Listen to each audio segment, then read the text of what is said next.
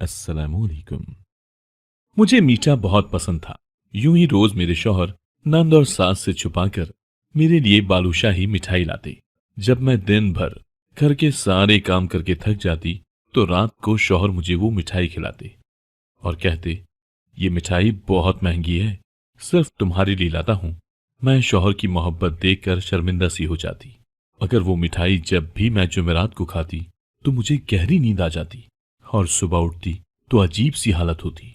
यूं ही एक जुमेरात मिठाई खाने का ड्रामा किया और नाटक करके जूं ही लेटी तो मेरी शादी को चंद ही माह हुए हैं। पहले मेरे साथ मेरे शौहर मुझ पर इतनी तवज्जो नहीं देते थे, मेरी कोई बात भी नहीं सुनते। मुझे बहुत बुरा लगता। एक दिन मैं काम करती हुई अचानक बेहोश हो गई। जब मुझे होश आया तो मुझे अजीब सी बेचैनी होने लगी, पर इसके साथ ही मेरे शौहर का रवैया मेरे साथ एकदम से बदल गया। एक दिन मैंने अपने शौहर को बताया कि मुझे मीठा बहुत पसंद है, पर आपके घर में तो मीठा ही कभी कभी बनता है। मैंने ये बात ही की थी कि अगले दिन ही जब रात के वक्त मैं थकी हारी कमरे में आई तो मेरे शौहर ने मेरे सामने एक शॉपर रखा। मेरे पूछने पर उन्होंने बताया, तुम्हारे लिए बालूशाही मिठाई लाया हूं। अपने शौहर की बात सुनकर मैं हैरान हो गई। आज से पहले तो कभी मेरे लिए कुछ भी नहीं लाए थे, ये अचानक से बालूशाही मिठाई क्यों लाए हैं। मैं हैरान परेशान थी कि वो अचानक कैसे इतना बदल गए, वो भी अपनी माँ और बहन से छुप कर, जिनकी मर्जी के बिना इस घर का पत्ता भी ना हिले। और मेरे शौहर उनकी मर्जी के बिना सांस भी ना लेते, वो कैसे मेरे लिए उनसे छुपकर मिठाई ले आए हैं। मुझे कुछ बात हजम ना हुई, पर मिठाई खाने के फौरन बाद मुझे नींद आने लगी और मुझे एहसास ही ना हुआ कि कब मैं गहरी नींद की वादियों में चली गई। सुबह जब मेरी आंख खुली तो मेरा सर चकराने लगा। मेरी अजीब सी हालत हो गई। मुझे यूं लगा जैसे मैं अभी गिर जाऊंगी, पर मैं उठी और थोड़ा फ्रेश हुई। जैसे ही किचन में आई मुझे सास ने घूरी से नवाजा, जैसे न जाने मैं क्या करके आई हूं। इतनी देर से क्यों उठकर आई हो? मेरी सास ने आज पहली दफा मुझसे ऐसा सवाल किया कि मैं देर से क्यों उठी। मुझे लगा उन्हें मिठाई वाली बात पता चल गई है, पर जैसे ही वो मुझे बातें सुनाने लग गईं, मुझे कुछ और ही महसूस हुआ। मैंने अपने शौहर हस्साम के बारे में पूछा कि वो चले गए हैं। तो और क्या, तुम्हारे इंतजार में बैठा रहता। मेरी बेगम नहीं उठी तो मैं बैठा रहता हूं। मैं अपनी सास की बातें सुनकर मैं अपना नाश्ता बनाने लग गई थी। मेरी सास मुझे अजीब सी नजरों से देख रही थी, जैसे मुझ में उन्हें आज कुछ और ही नजर आ रहा हो। एक बार तो वो मेरी हालत देखकर मुस्कुराने लगी। मुझे अभी भी अपनी तबीयत मामूल से हटके लग रही थी। अब तो मुझे यकीन हो गया था कि हस्साम मुझसे नाराज हो गए होंगे। मेरा सारा दिन परेशानी में गुजर गया। रात को जब मैंने किचन के सारे काम खत्म कर लिए तो मेरी सास ने मुझे अपने कमरे में बुलाया और मुझसे अजीब अजीब सवाल करने लगी। मैंने तालीम कहाँ से हासिल की है, किधर किधर जाती थी, मुझे खाने में क्या अच्छा लगता है। पहली दफा वो मुझसे अजीब सवाल कर रही थी। मुझे दाल में कुछ काला लगा। वो बिना वजह तो ये सब नहीं पूछ सकती। उनकी बातों का जवाब देकर जब मैं कमरे में गई तो हस्साम ने मुझे कल की तरह मिठाई दी। मैं खुश हो गई, वो मुझसे नाराज नहीं है। मैं मजे से मिठाई खाने लगी और वो मुझे अजीब सी नजरों से देख रहे थे। मैं सोचने लगी कि ये सारे ऐसे मुझे क्यों देख रहे हैं। मैंने पूछा, क्या हुआ, आप मुझे ऐसे क्यों देख रहे हैं? मुझे उनकी निगाहों से चुभन हुई। पहले उन्होंने कभी भी मुझे ऐसे नहीं देखा था जैसे वो मुझे आज देख रहे थे। कुछ नहीं हुआ। एक बात कहूं, तुम हमेशा मेरे साथ ही रहना। मुझे हैरानगी हुई। वो अजीब अजीब बातें करने लगे और मुझे उन बातों पर गुस्सा भी आता और अजीब भी लगती। वो बदलने लगे थे और हस्साम का ये बदलाव मुझे डराने लगा था। न जाने वो मुझसे क्या चाहते थे। मेरी नींद से आंखें बंद होने लगी। अपनी बंद होती आंखों से मैंने ये देखा कि वो मुझे देखकर मुस्कुरा रहे थे। उनकी मुस्कुराहट में न जाने क्या था। मैंने कोशिश की कि मैं अपनी आंखें खोलूं, पर मैं सो गई। गहरी नींद। अगले दिन मेरी दोपहर को आंख खुली। मेरी तबीयत बहुत अजीब हो गई थी। मैंने बेड से उठने की कोशिश की, लेकिन मैं ना उठ सकी। मुझे घबराहट होने लगी। मेरे हाथ कांप रहे थे। मैंने अपनी नंद को काफी बार आवाजें दी, पर उस तक शायद मेरी आवाज ही न गई। खुद को संभालती हुई जैसे ही मैं नीचे आई, सामने ही मेरी नंद और सास बैठी हुई थी और उन तक आसानी से मेरी आवाज आ सकती थी। न जाने वो मेरे बारे में क्या बातें कर रही थी। मुझे देखते ही खामोश हो गई। क्या हुआ है? आप क्या बातें कर रही थी? मेरे पूछने पर दोनों ने एक दूसरे की तरफ देखा। मेरी सांस का रंग फक हो गया। उन्हें लगा जैसे मैंने उनकी बातें सुन ली हो। मुझे यकीन हो गया कि बात मेरे बारे में ही हो रही थी। आखिर ये मेरे साथ क्या कर रही थी? माँ बेटी मुझे दोनों पर शक होने लगा। मेरी तबीयत भी खराब रहने लगी थी। मैं वहां से किचन में गई। मेरी सास और नंद वहां से उठकर कमरे में चली गई। मुझे अपने शौहर पर भी इस वक्त गुस्सा आने लगा। वो मुझसे क्या चाहते थे? मैंने सारा दिन कोई काम ना किया, बस अपने कमरे में पड़ी रही। मैं नहीं जानती थी कि मुझे क्या हो रहा है। दिन ब दिन बदलती क्यों जा रही हूं, पर मुझे ये शक होने लगा कि ये जो कुछ भी हो रहा है, इन सब के पीछे मेरी नंद और सास का ही हाथ है। आखिर वो चाहती क्या है? रोजाना का मामूल बन गया था। मेरे शौहर मेरे लिए इतनी महंगी मिठाई लाते। मुझे इसकी अजीब सी आदत हो गई। सारा दिन मुझे रात का इंतजार रहता और मुझे सुकून सा मिलता जब मैं वो खाती। पर सुबह के वक्त ही मेरी आंख खुलती। जब से मैंने मिठाई खानी शुरू की थी, मेरी कभी रात के वक्त भूल के भी आंख नहीं खुलती थी। और अब मुझे ये बात परेशान करने लगी थी। मैं रात को लाउंज में बैठी हुई थी। हसाम आ जाते ही अपनी मां के कमरे में चले गए। मुझे देखा भी नहीं। शायद हसाम को यही लगा कि मैं अपने कमरे में हूं। और जब वो अपनी मां के कमरे में गए तो थोड़ी देर बाद ही मेरी नंद भी उधर पहुंच गई और न जाने कौन सी मीटिंग शुरू हो गई। थोड़ी देर बाद मुझे अपने शौहर के चिल्लाने की आवाज आई। न जाने वो अपनी मां से क्या बोल रहे थे। दरवाजा बंद होने की वजह से मुझे कुछ भी समझ नहीं आ रहा था, पर मैंने पहली दफा उन्हें अपनी मां और बहन पर यूं चिल्लाते हुए सुना था। मैं उठकर अपने कमरे में चली गई। थोड़ी देर बाद हस्साम भी कमरे में आए। उनके चेहरे पर यूं सुकून था जैसे वो अभी ही ऑफिस से आए हों, हमेशा की तरह। आप आज लेट ऑफिस से आए हैं? मैंने जानबूझकर सवाल पूछा। हाँ, काम ज्यादा था। मैंने खाना भी वहीं खा लिया था। उन्होंने बड़ी सफाई से झूठ बोला। मैं उनके झूठ की वजह न समझ सकी। आज वो फिर मेरे लिए मिठाई लाए थे। पहले तो मैंने खाने से मना किया, पर वो इसरार करने लगे कि मैं खाऊं। उनके भरपूर इसरार पर मैंने थोड़ी सी खाई, बाकी रख दी। उन्होंने फिर मुझे मजीद खाने का ना कहा। थोड़ी देर बाद मुझे नींद आ गई। अचानक मुझे नींद में चुभन महसूस हुई, जैसे किसी ने सुई चुभो दी हो। पहली दफा मुझे आज नींद में कुछ महसूस हुआ था। मैंने जबरदस्ती अपनी आंखें खोली और लाइट ऑन करके देखा, पर वहां तो कुछ भी नहीं था। हसाम सो रहे थे। मैं लाइट ऑफ करने लगी, पर मुझे यूं महसूस हुआ जैसे हसाम सो नहीं रहे, बल्कि जबरदस्ती आंखें बंद करके लेटे हुए हैं। मैंने उन्हें आवाज दी, पर वो टस से मस ना हुए और मैं अपनी गलतफहमी समझकर लाइट ऑफ करके लेट गई और फौरन ही सो गई। मुझे नींद में यूं महसूस हुआ जैसे कोई मेरे पास ही बातों में लगा हुआ है, लेकिन मुझ में आंखें खोलने की हिम्मत ना हुई, ना ही मुझे बातों की समझ आई। पर इतना जरूर सुनाई दे रहा था कि कोई बोल रहा है और बातें हो रही हैं। सुबह मेरी जल्द ही आंख खुल गई। हस्साम किसी से फोन पर बात कर रहे थे। मुझे जागता देखकर फौरन उन्होंने कॉल कट कर दी। मैंने उनसे रात के बारे में पूछा। रात को आप किसी से बातों में लगे हुए थे? हमारे कमरे में कोई और भी था क्या? मेरी बात सुनकर हस्साम एकदम से घबरा गए। उनका रंग फक हो गया। मैंने ना समझी से उन्हें देखा। कोई भी नहीं था। वो ऐसे घबरा गए जैसे चोर चोरी करते पकड़ा जाए। न जाने वो क्यों घबरा गए थे। आप परेशान ना हो, मैंने शायद कोई ख्वाब देखा हो। अक्सर ख्वाब में भी बंदे के साथ यूं ही होता है, मैंने मुस्कुराते हुए कहा। वो भी कहने लगे, हाँ ऐसा ही है, लेकिन मुझे दाल में कुछ काला लगने लगा। सारा दिन मेरी सास मेरे साथ उखड़ी रही। मुझे बहुत अजीब लगता। अब अपनी सास का ये रवैया, ये मेरी वही सास थी जिसने कितनी मिन्नतें करके मेरे माँ बाप से मेरा हाथ मांगा था। कैसे जब ये मुझे घर में ब्याह कर लाई थी, मेरे पैर जमीन पर नहीं लगने देती थी। जब भी मेरा कहीं से रिश्ता आता, मेरे माँ बाप इनकार कर देते, या न जाने मेरे माँ बाप ऐसा क्या कहते कि रिश्ते वाले खुद ही इनकार करके चले जाते। मुझे कभी इस बात की समझ ना आई। फिर एक दिन मेरी सास अपने इकलौते बेटे के लिए मेरा हाथ मांगने गई।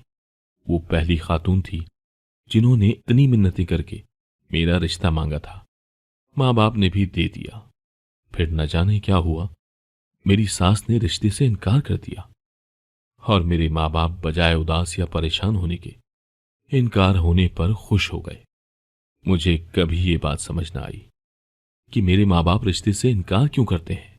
वो क्यों मेरी शादी नहीं होने देते। कुछ दिन बाद मेरी सास फिर से आ गई और कहने लगी, मुझे आपकी बेटी को ही बहू बनाना है। वो कहती थी, हम सब कुछ कर लेंगे, आप फिक्र न करें, आपकी बेटी का घर बर्बाद नहीं होगा। मुझे आज तक अपनी सास की वो बातें याद हैं, पर ये नहीं जान सकी कि उन्होंने ये बातें क्यों की थी। लेकिन शादी के शुरू के दिनों में मेरी सास बहुत अच्छी थी। अब अचानक इतना बदल कैसे गई थी, मुझे बिल्कुल भी समझ नहीं आ रही थी। मेरी जिंदगी में हो क्या रहा है। पर मैं अपने शौहर पर शक नहीं करना चाहती थी। वो तो मुझसे इतनी मोहब्बत करते हैं, कभी कभी उनकी मोहब्बत के सामने मैं शर्मिंदा हो जाती। वो मेरा इतना ख्याल रखते हैं, मेरे लिए अपनी माँ से भी झगड़ लेते हैं और मैं उन्हीं पर शक करती हूँ। मैं लाउंज में दोपहर के वक्त बैठी हुई थी। अचानक से मेरी सास मेरे पास आई और गुस्से से बोली, बहुत तेज हो गई हो, मेरे बेटे को उंगलियों पर नचाना चाहती हो। ये नए नए ड्रामे करके क्या साबित करना चाहती हो। जानती हूं ये जो तुम मेरे बेटे को जलील कर रही हो, उसे परेशान कर रही हो, ये तुम्हारे सारे ड्रामे हैं। न जाने मेरी सास क्या बोल रही थी। अभी वो मुझे कुछ बताने ही वाली थी कि उसी लम्हे हस्साम आ गए और उन्होंने अपनी मां को रोक दिया। जैसे अगर वो ना रोकता तो वो कोई बहुत बड़ा राज बता देती मुझे। खैर, मैं उठकर अपने कमरे में चली गई। मेरे पीछे पीछे हस्साम भी आ गए। मैं बिल्कुल खामोश थी। मैं कुछ जानती ही नहीं थी, इसी वजह से कुछ बोल भी ना सकी, क्योंकि मेरे पास कहने को कुछ नहीं था और मुझे अपनी सास की कोई बात समझ नहीं आई। वो किस ड्रामे की बात कर रही थी, मैं कौन सा ड्रामा कर रही हूं। अक्सर अब मेरी सास जाकर मेरे कमरे की तलाशी लेती। कभी मेरे कमरे से कोई चीज उठाकर लाती तो कभी कोई। मैंने भी कभी उनसे कोई सवाल न किया। मैंने हस्साम से उनके जल्दी आने की वजह दरियाफ्त की, पर उन्होंने कोई जवाब न दिया और बाहर चले गए। रात के वक्त आए।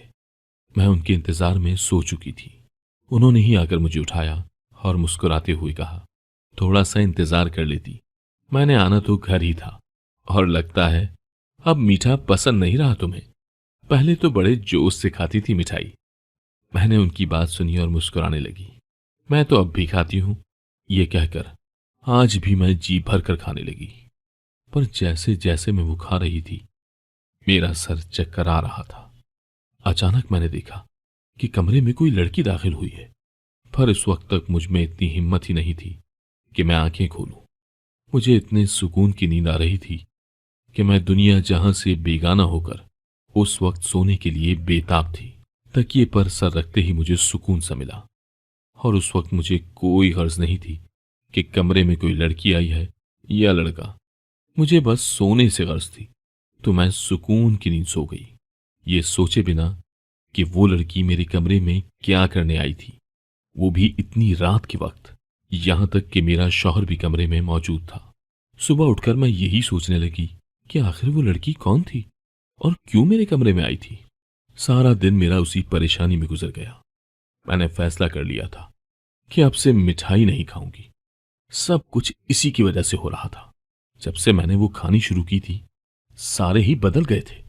मेरी सास और नंद का मेरे साथ बुरा रवैया हो गया और मेरे शौहर का मेरे साथ अच्छा हो गया। रात के वक्त जब हस्साम मिठाई लाए, मैंने सोचा कि मना कर दूं, पर मैं ना कर सकी।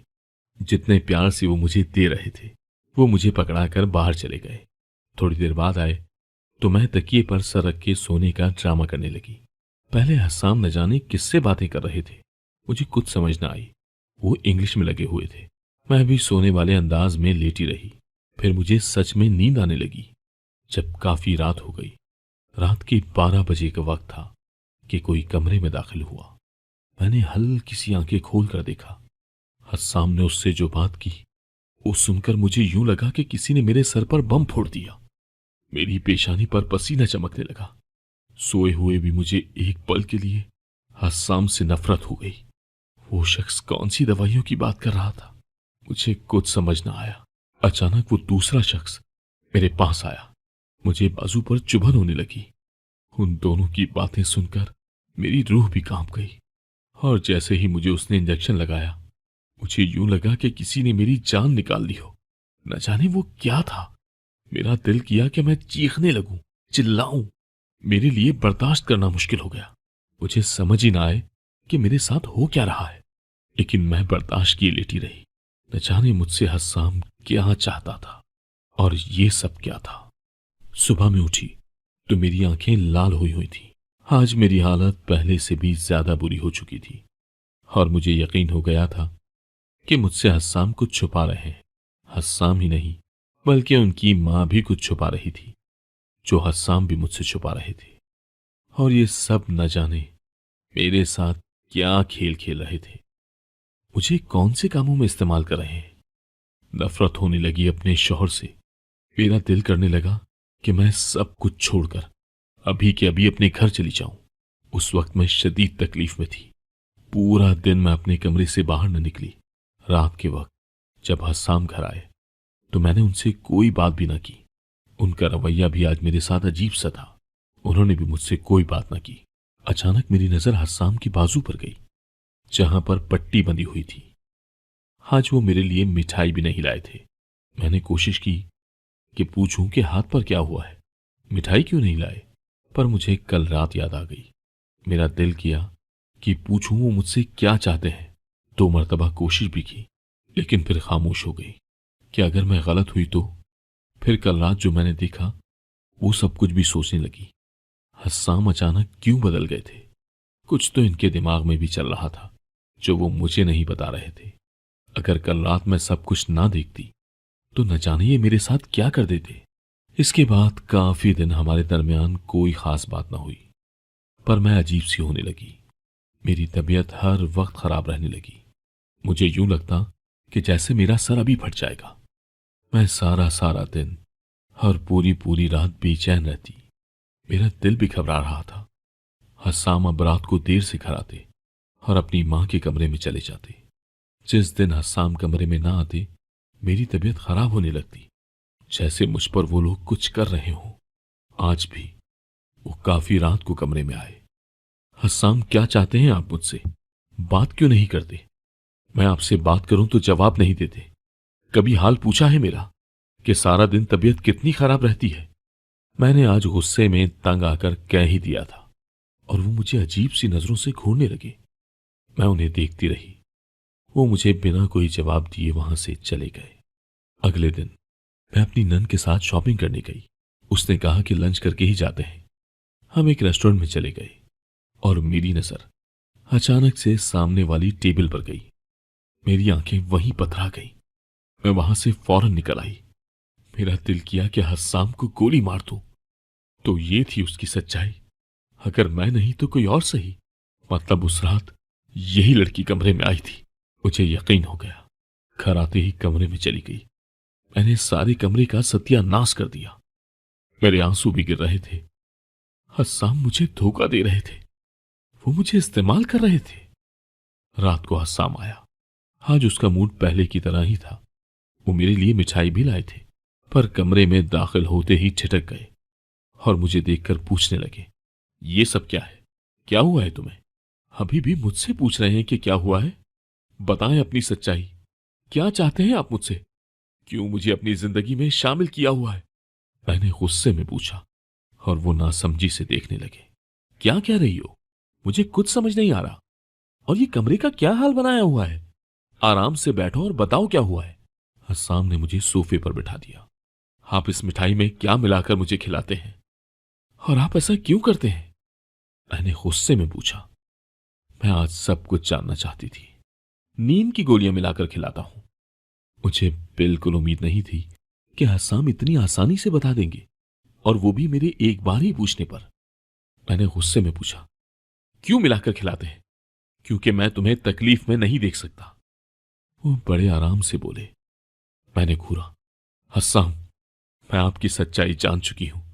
अब मुझे कोई उल्टी सीधी कहानी नहीं सुननी। मुझे आपके साथ नहीं रहना। मुझे तलाक चाहिए, मैंने गुस्से में कहा।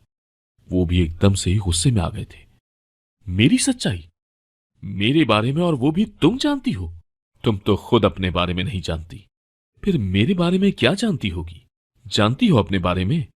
अच्छा चलो ये मान लिया तुम मेरे बारे में जानती हो, तो जरा पहले अपने बारे में तो बताओ कि तुम क्या जानती हो। वो मुझसे ऐसे पूछने लगे जैसे मुझे अपने बारे में मालूम ही नहीं, या फिर मैं अपनी जिंदगी का कोई राज ही नहीं जानती।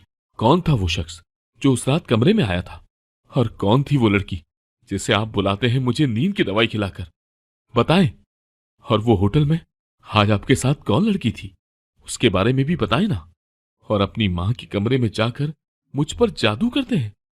मुझे अपने बारे में सब कुछ मालूम है, मैंने गुस्से में चिल्लाते हुए पूछा। और तुम अपने बारे में ये जानती हो कि तुम्हारे माँ बाप क्यों तुम्हारी शादी करना नहीं चाहते थे? वो सिर्फ मुझसे ही नहीं बल्कि किसी से भी तुम्हारी शादी नहीं करना चाहते थे, क्योंकि तुम एक बीमार लड़की हो। और वो कहते थे कि तुमने जल्द ही पागल हो जाना है। जो भी तुमसे शादी करेगा वो तुम्हें तलाक दे देगा। मेरी मां भी फिर तुम्हारा रिश्ता नहीं लेना चाहती थी। मेरी जिद पर तुम्हें मेरी मां ने इस घर की बहू बनाया। और रही बात तुम्हें नींद वाली गोलियां खिलाने की, तो एक रात थोड़ी सी मिठाई तुमने खाई थी। अपना हाल देखा था? मर जाती तुम अगर नींद की दवाई ना खाई होती तो। नींद वाली दवाइयां खिलाकर इलाज करवा रहा था तुम्हारा। और वो लड़की तुम्हारा इलाज करने आती थी। और उस रात वो डॉक्टर था मेरे साथ जिसने तुम्हें इंजेक्शन लगाया था। मानता हूं कि रात के वक्त वो लड़की आती थी। अगर कहती हो तो बात भी करवा देता हूं कि वो यहां क्या करके जाती थी। और वही लड़की आज रात होटल में भी मेरे साथ थी। एक उम्मीद दिला रही थी, हाथ पे हाथ रखकर, कि तुम्हारी बीवी को कुछ नहीं होगा। और यही रोजाना मेरा अपनी मां से झगड़ा होता है। वो कहती है तलाक दे दो इस बीमार बीवी को। क्यों साथ रखा हुआ है? पहले तो उन्हें हमदर्दी थी तुमसे, अब वो तुमसे नफरत करती हैं, क्योंकि मेरा हाल सिर्फ वो देखती है। कैंसर है तुम्हें। इसी वजह से तुम्हारे घर वाले कहते थे कि मर जाना है तुमने। अगर पागल हो गई तो जिससे शादी होगी वो छोड़ ही देगा तुम्हें। इसी वजह से मेरी मां ने तुम्हारे बाप से कहा था कि हम ख्याल रखेंगे तुम्हारा। और ये जादू वाली बात किसने तुम्हारे दिमाग में डाल दी है?